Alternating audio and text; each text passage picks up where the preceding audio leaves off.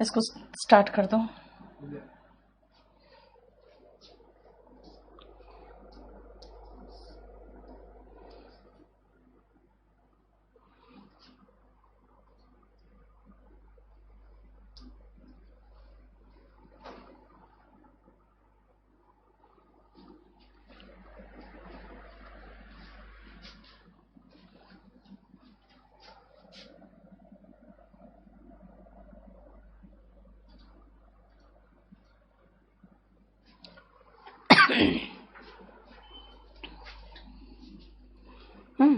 इसको स्टार्ट नहीं किया।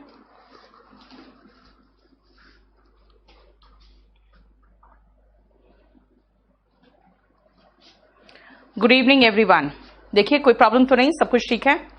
चलो आगे चलते हैं। नाउन को अब जल्दी से खत्म करें।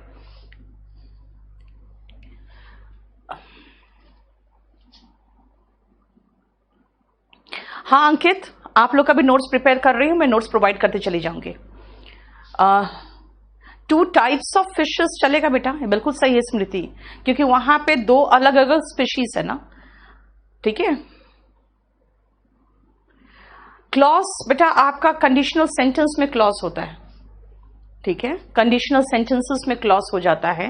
ऐसे देखा जाए तो टीचिंग्स वगैरह के जो जॉब में होते हैं ना, उसमें आपके और भी थोड़ा सा डिटेल में क्लॉज आता है। आ जाओ नेक्स्ट।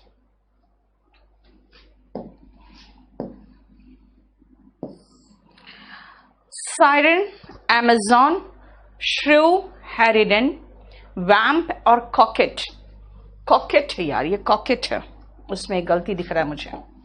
ये कॉकेट है, डबल TE है। ये स्क्रीनशॉट लो और मुझे भेजो।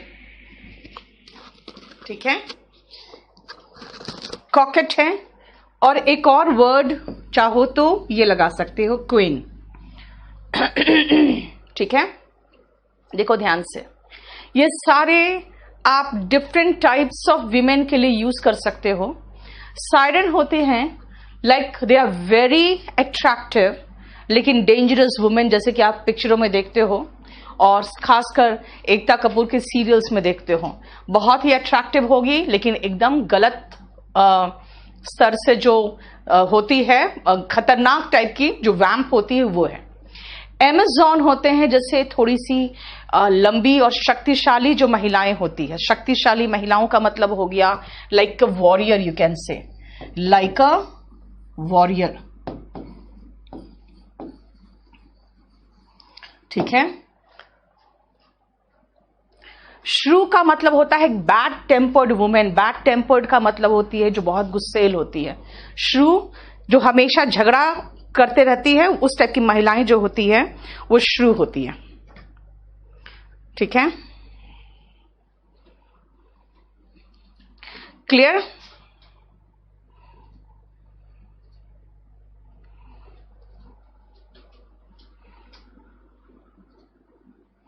हाँ, नेक्स्ट इज हैरिडन। सेम तरह की एंग्री और अनप्लेजेंट महिला। हैरिडन और श्रू एक दूसरे के सिनोनिम में आते हैं, ध्यान रखना।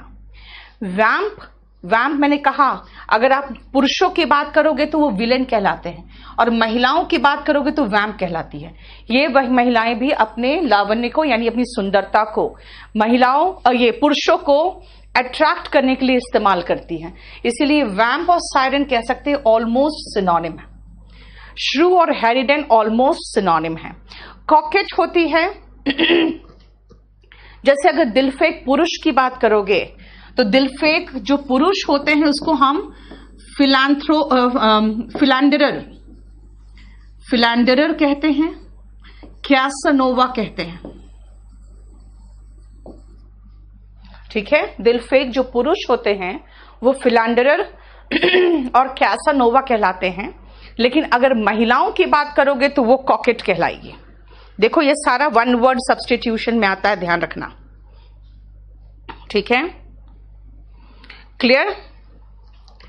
नेक्स्ट आओ, जो वर्ड है क्वीन, QUEAN है। देखो ध्यान से, ये इसका मतलब होता है जो एक मॉरली गलत महिला हो, नैतिक रूप से गिरी हुई, ठीक है।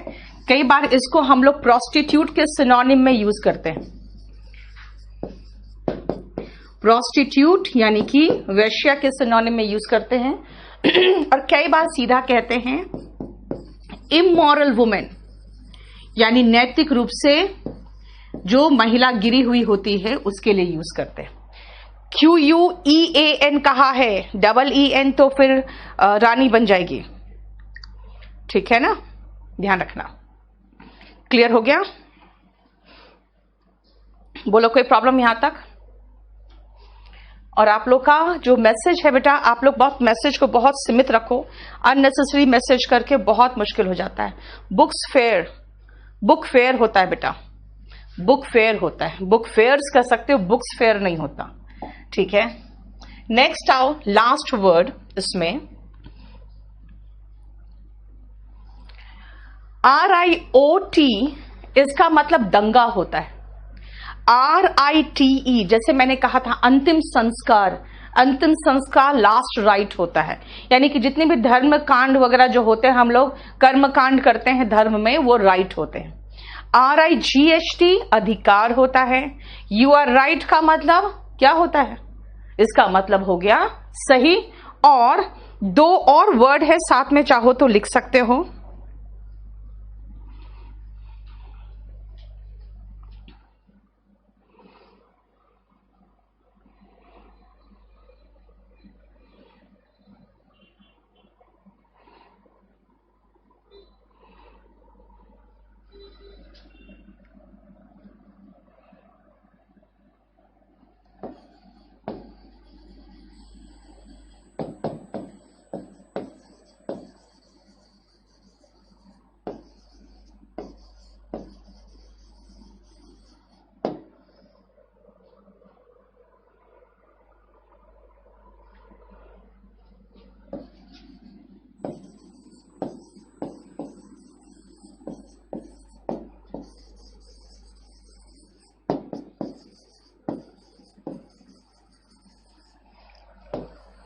इसका भी प्रोनाउंसिएशन राइट है, इसका भी प्रोनाउंसिएशन राइट है।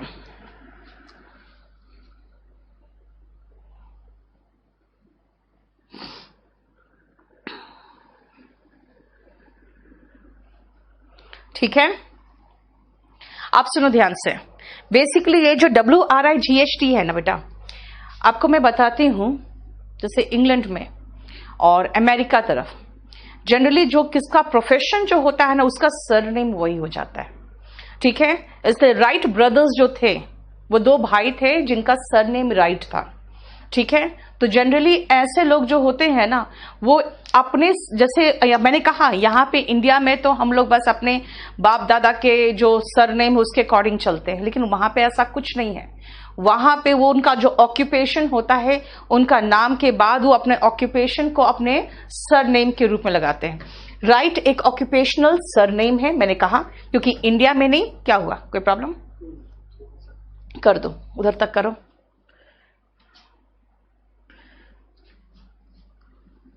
इसको चेंज करो।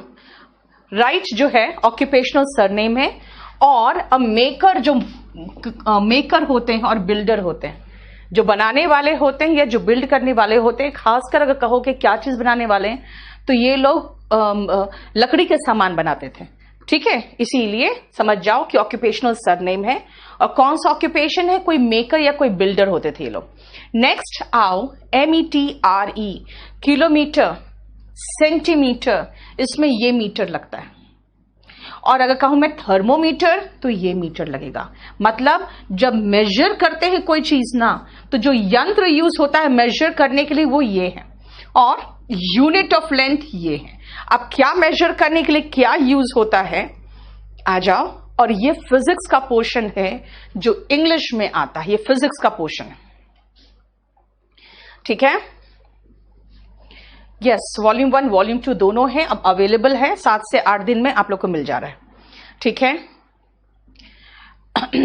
नाउन का डाउट क्लास अपलोड क्यों नहीं हुआ है? संडे का क्लास हो गया है। नेक्स्ट आओ, to measure, name of instrument जो है वो देख लो क्या क्या है इंस्ट्रूमेंट का नाम। टेम्परेचर जो मेजर करता है उसको थर्मोमीटर कहते हैं।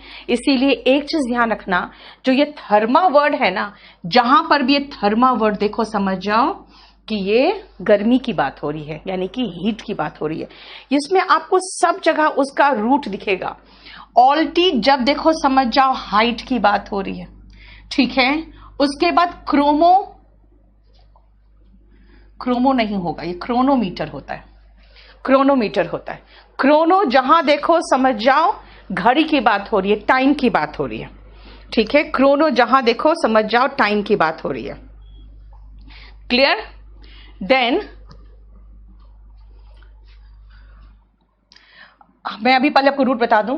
पायरो जहां देखो समझ जाओ पायर से बना हुआ है, ये वर्ड पायर से बना है। पायर का मतलब होता है चिता, ठीक है। इसीलिए पायरो जहां भी देखो समझ जाओ कि ये आग की बात हो रही है, जिसपे डेड बॉडी जलता है वो चिता, ठीक है। हाइड्रो का मतलब जब होता है पानी होता है।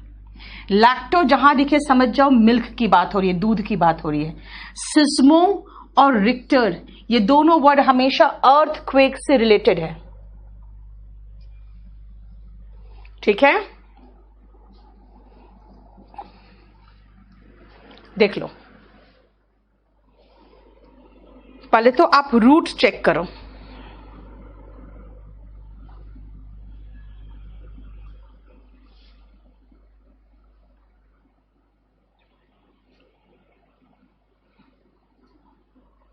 क्लियर? अब आओ ध्यान से देखो। मेजरमेंट अगर टेम्परेचर का करना है तो थर्मोमीटर यूज होता है, अगर ऊंचाई का करना है तो ऑल्टीमीटर यूज होता है, इलेक्ट्रिक करंट का मेजरमेंट करना है तो एमीटर यूज करते हैं, एयर प्रेशर का करना है तो बैरोमीटर यूज होता है, टाइम तो क्लॉक से होता है लेकिन एकदम नैनो सेकेंड वगैरह मेजरमेंट करना है तो क्रोनोमीटर से होता है। डायरेक्शन के लिए आप कंपास रखते हो, कंपास से पता चल जाता है नॉर्थ साउथ ईस्ट वेस्ट कहां है।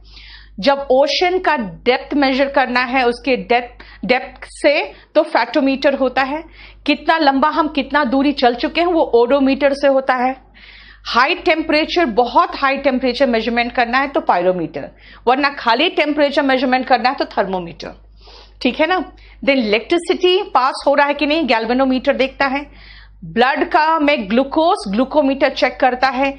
डेंसिटी चेक करना है तो हाइड्रोमीटर चेक होगा, ठीक है। एंड ह्यूमिडिटी तो हाइग्रोमीटर होगा। देखो सिर्फ एक लेटर का डिफरेंस है। अगर मिल्क कितना प्योर है नहीं है वो लैक्टोमीटर चेक करता है। गैस प्रेशर मैनोमीटर चेक करेगा। लो टेम्परेचर, बहुत जब लो टेम्परेचर हो जाता है उसको क्रायोमीटर चेक करते हैं। ध्यान दो, very high temperature, very low temperature and temperature तीनों का यहां पर है। अर्थक्वेक की इंटेंसिटी वगैरह हम लोग सिज्मोमीटर और रिक्टर स्केल में मेजरमेंट करते हैं। और ब्लड प्रेशर देखो स्पिग्मोमैनोमीटर। और विंड डायरेक्शन, विंड वेन में होता है वो एक सिर्फ एरो सा बना रहता है, जिस तरफ विंड चल रही है उधर वो एरो पॉइंट आउट कर देता है ना। तो ये आपका बेसिकली ये पोर्शन फिजिक्स में भी आता है, कई बार इसमें से कोई क्वेश्चन पूछ लेता है, ठीक है। और इंग्लिश में भी वन वर्ड सब्सटीट्यूशन में आता है। An instrument that measures temperature, ऐसे आएगा, ठीक है। बोलो कोई प्रॉब्लम? यहां तक हम लोग का ये शीट कंप्लीट हो गया। जूरी का स्पेलिंग सही करो। The jury is consist of नहीं होगा, द जूरी कंसिस्ट ऑफ होगा, ठीक है। नेक्स्ट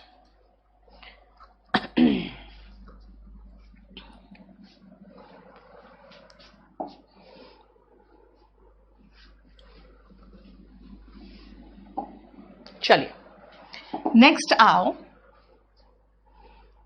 हम लोग अच्छा ये प्रैक्टिस सेट आ गया। जो हम लोगों ने आज किया है ना बेटा, जितना हम लोगों ने पढ़ा है उससे रिलेटेड आपको ये प्रैक्टिस असाइनमेंट फिनिश करना है, ठीक है। इसमें कई प्रैक्टिस असाइनमेंट होंगे, जैसे कि इसमें होंगे 25, ओके 25 को पूरा मिला के कर दिया, 25 था, ये 75 पूरा कर दिया है। आपके पास 3 शीट है, जो अभी मैंने करवाया आपको 3 शीट करवाया है, उससे रिलेटेड ये 3 आपको मिल जाएंगे। देखो आप खुद, जैसे मैंने उस दिन कहा था लेट अस हैव स्मोक्ड, मैंने कहा था फिश का स्पीशीज में एस नहीं लगाते, हो गया। उसके बाद देख लो यहां पे सारा वही है, द डैश ऑफ शेक्सपियर। किसी के अगर हम लिटरेचर की बात करें तो वर्क्स चलेगा, ठीक है। ये सारा आपको करा चुके हैं। इसमें से एक दो नया वर्ड होगा तो वो देख लेना, अगर नहीं बनेगा तो बात करेंगे, ठीक है ना। अब देखो, you can not violate the dash religion, ठीक है ना।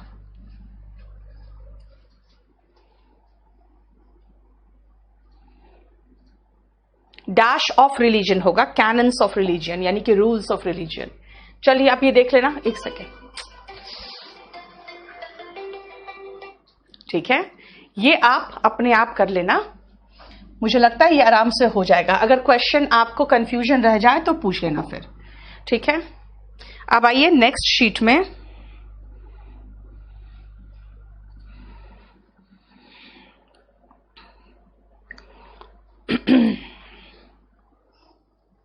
और ये कंफ्यूजिंग नाउन विथ फ्रेजेस है। मैं एक एक वर्ड जो कराऊंगी उसके साथ रिलेटेड कोई भी फ्रेज होगा वो कराते जाऊंगी, ठीक है। Next,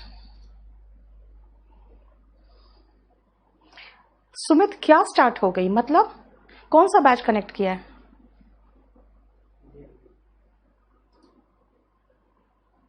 tier 2 all special English by, ठीक है 3, फिर ठीक है। क्या प्रॉब्लम हो गया?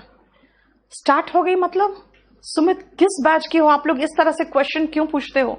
आपका क्लास ट्यूसडे थर्सडे सैटरडे तो चलता ही है। The wages of sin is होगा बेटा, और डेफ्ट नहीं है, डेथ है वो, Karishma. The wages of sin, वहां पे नतीजा की बात हो रही है।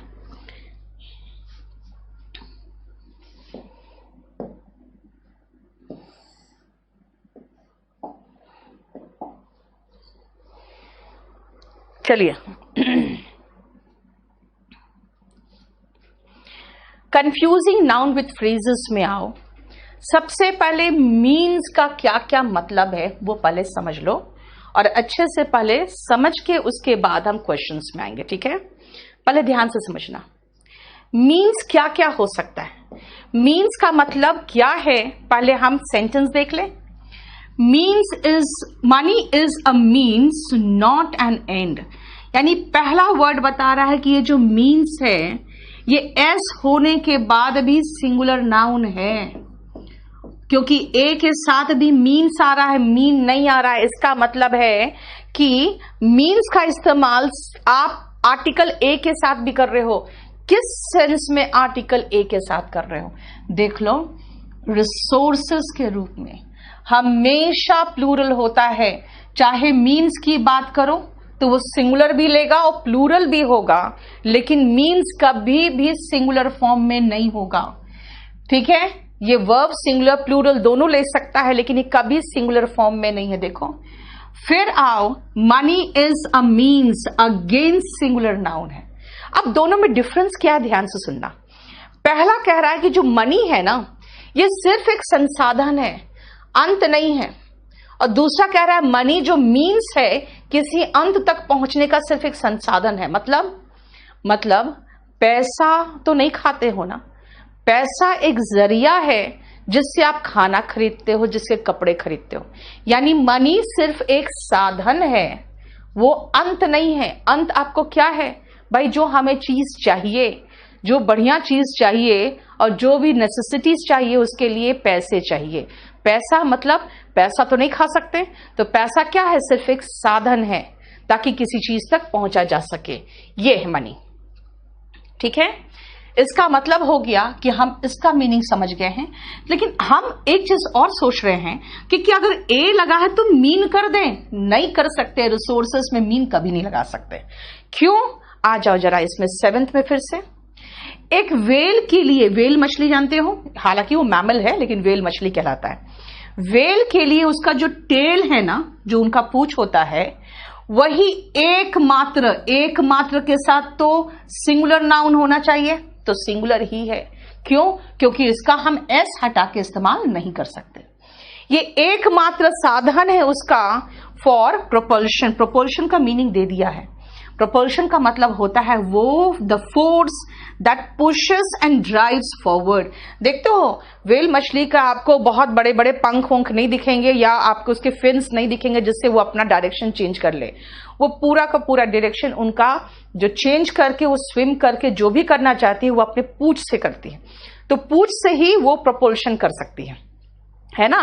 इसीलिए to the whale its tail, उसका टेल ही एकमात्र साधन है, तरीका है जिससे वो प्रोपल्शन कर सके। ठीक है ना, clear. Propulsion means the force that pushes and drives forward. Clear. अब इसका मतलब है, हम इसको अच्छे से समझ गए कि मीन्स का मतलब अगर संसाधन या साधन है, रिसोर्सेस मतलब संसाधन या फिर कह सकते हो साधन, तो इसका कहीं भी आप इसको प्लूरल फॉर्म में ही लगाओगे। नेक्स्ट आओ, मेरा कहने का तात्पर्य है, मतलब मैं कह रही हूं मेरा कहने का अर्थ है, I mean to say that. ये फिजिबल नहीं है। फिजिबल का मतलब होता है प्रैक्टिकल, जो आप कह रहे हो ना ये व्यवहारिक नहीं है। मैं कहना चाहती हूं, मेरा कहने का तात्पर्य ये है, यानी मीन का मतलब हो गया आई मीन, ये वर्ब है यहां पे, इसका मतलब ये निकल रहा है मेरा कहने का अर्थ है। अगर मैं कहूं तुम कितने खराब हो, हाउ मीन ऑफ यू, इसका मतलब खराब किस सेंस में, या तो बहुत ही नीच सोच के हो, या तो तुम बहुत इनजस्टिस करते हो, अन्यायपूर्ण तरीका से व्यवहार करते हो। अगर कोई चीज लाए हो अकेले खा रहे हो तो मैं कहूंगी oh how mean of you, यानी कितने सेल्फिश हो। यानी कि आपका नकारात्मक पहलू दिखाने के लिए मैंने एक एडजेक्टिव यूज किया, सेल्फिश, अनजस्ट, जो के लिए भी हाउ मीन, यानी कि मीन वर्ड का मतलब ही हो जाता है एडजेक्टिव के रूप में, यानी ऐसा व्यवहार या विचार जो आप पसंद नहीं कर रहे हो। लेकिन आप मैथ्स में पढ़े हो ना, मीन, मोड एंड मीडियन, तो मैथ्स में आ गया लो। और अगर मैं कहूं कि मैम ये सिंगुलर और प्लूरल दोनों लिखा हुआ है आपने, और सब जगह तो सिंगुलर का ही एग्जाम्पल देके रख दिया है, तो मैंने इसलिए एग्जाम्पल सिंगुलर का ज्यादा दिया क्योंकि एग्जाम में ज्यादा यही आया। भाई अ लगा के तो हमें मीन लिखने का मन करेगा, लेकिन मीन तो होता नहीं है, मीन्स होता है। लेकिन प्लूरल का एग्जाम्पल तो लो, प्लूरल का एग्जाम्पल ये है कि हमारे संसाधन लिमिटेड है, आवर मीन्स आर लिमिटेड। समझ में आया? अब देखो, ये था मैथ्स वाला मीन, मीन्स, मिडिल पॉइंट। ठीक है, अर्थ होना वर्ब के रूप में मीन, वर्ब का एस मीन्स, वर्ब का सेकेंड फॉर्म, थर्ड फॉर्म मेंट, और मीनिंग जैसा कोई वर्ड ही नहीं होता है। मीनिंग का मतलब हो गया नाउन। पूछोगे ना मैम इसका मीनिंग क्या है, लेकिन अगर बोलोगे कि मीन का हम आईएनजी फॉर्म लगाएंगे, तो बेटा कुछ ऐसे वर्ब्स होते हैं जिनमें सामान्यतः हम आईएनजी फॉर्म नहीं लगाते, क्योंकि उनको हम कंटिन्यूअस टेंस में इस्तेमाल ही नहीं करते। इसीलिए मीन में आईएनजी हटा दिया कि वर्ब के रूप में आईएनजी नहीं आएगा। अगर मीनिंग को नाउन के रूप में लोगे, इसका मतलब अर्थ होना हो जाएगा। देखो ये जरा, ठीक है, क्लियर? आप लोग का अभी हम अगर शुरू में मैं अगर डाउट्स देखूं ना, डाउट सारे के सारे मेरे साथ प्रॉब्लम ये होगा कि मैंने देख लिया है, दुनिया भर के डाउट्स आ चुके हैं। डाउट्स क्या, बहुत सारे क्वेश्चंस रहते हैं आपके जो अननेसेसरी भी होते हैं। इसलिए मैं लास्ट में 15 मिनट आपके सबके डाउट्स ले लूंगी, और जिन लोगों का डाउट्स नहीं ले पाई मैं, तो प्लीज आप लोग एक काम करोगे, कल मेरा 5 बजे से दूसरे बैच का क्लास है। मेरा क्लास दूसरे बैच का है, कल 5 से 6:30 रहेगा। आपका क्लास मैं शुरू करूंगी 7 बजे। 7 PM आप लोग डाउट क्लास के लिए आ जाना। लिख लो, 5 से 7 मेरा दूसरा बैच है जो मैं नहीं ले पाई थी, प्रैक्टिस बैच, ठीक है, कल। और ये आपका जो डाउट क्लियरिंग सेशन है कल 7 बजे होगा। तो नाउन के जितने डाउट से लेके आप आ सकते हो, लेकिन बेटा अननेसेसरी क्वेश्चंस आप लोग पूछते हो। मैं अब डाउट बैच की बात अगर करोगे तो मैं कोशिश करती हूं आपका एक सबसे पहले उस डाउट ग्रुप का कुछ मैं रूल्स लिख दूंगी, क्योंकि उस डाउट ग्रुप, क्योंकि बात क्या है, स्पोकन का भी मैंने एक ग्रुप बनाया। अब उस स्पोकन के ग्रुप में इतना गंदगी मचा हुआ है, इतनी गंदगी मची हुई है कि मैं अब सच कहूं तो परसों ये डिसाइड हो रहा था कि उस ग्रुप को बंद करके खत्म कर दिया जाए। 9,000 के लगभग मुझे लगता है उसमें मेंबर्स हो चुके हैं, लेकिन उसमें आधा टाइम तो लड़कियों को परेशान करते हैं, उसके बाद आधे टाइम पता, जबकि मैं बताती हूं उसमें कि अच्छे लर्नड लोग भी है, लेकिन आधे टाइम क्या है, तो वो अपने ही इंस्टीट्यूट का या अपना ही यूट्यूब चैनल प्रमोट करते रहते हैं, ठीक है, किसी दूसरे इंस्टीट्यूट के टीचर्स को प्रमोट करते रहते हैं, क्योंकि उसमें बहुत सारे ऐसे लोग भी हैं जो दूसरों के स्टाफ भी घुसे पड़े हैं। तो ये सब चीजों की वजह से पता है क्या, और एक तो है ना, अब एक लड़की तो सीधा मुझे मैसेज करती कि मैम मैं तो पुलिस पे जा रही हूं और उसमें आपका भी नाम दे दूंगी, ठीक है, क्योंकि मेरे साथ ये चीजें हो गई, हमको ये चीजें लिख के वो भेज रहा है। तो प्रॉब्लम क्या है ना, ग्रुप बनाने के बाद आप लोग के डाउट्स आधे तो ऐसे ही छोटे मोटे डाउट्स होते हैं जो एक दूसरे को सॉल्व कर दोगे, लेकिन अगर मैं डाउट सॉल्विंग का कोई भी ग्रुप बनाऊंगी तो मुझे फिर देखना पड़ेगा कि आप लोग कहीं ऐसा ना हो कि अननेसेसरली उसमें बहुत सारे प्रॉब्लम्स हो जाए, क्योंकि बहुत छोटे मोटे डाउट्स होते हैं आप लोगों के। चलिए मैं कोशिश करती हूं। अब कल आपका डाउट क्लियरिंग का जो क्लास होगा वो 7 बजे शाम को होगा। अब आओ मीन से रिलेटेड, देखो कितना अच्छे से आपको एक चीज महसूस होगा कि इस शीट में आपका इडियम्स एंड फ्रेजेस, बहुत सारे इडियम्स एंड फ्रेजेस इसमें हो जाएंगे, बहुत सारे। अब सुनो, एक आता है by all means. By all means का मतलब होता है कि निश्चित रूप से, अगर मैं कहूं निश्चित रूप से वो बदमाश है, निश्चित रूप से वो बदमाश है। By all means he is a crook. Crook का मतलब होता है बेईमान आदमी, ठीक है। बाय मीन्स ऑफ का मतलब होता है के जरिए, जैसे अगर मैं कहूं कि उसने गलत तरीके से पैसे जमा किए हैं, उसने कमाई गलत तरीके से किया है, तो कहेंगे ही अमास्ड। अमास्ड का मतलब होता है इकट्ठा करना, to collect. A lot of wealth by means of sharp practices. Sharp practices का मतलब तेज तरीके नहीं होते हैं, इसका मतलब अगेन सेम मतलब है बेईमानी से, डिसऑनेस्ट तरीके से।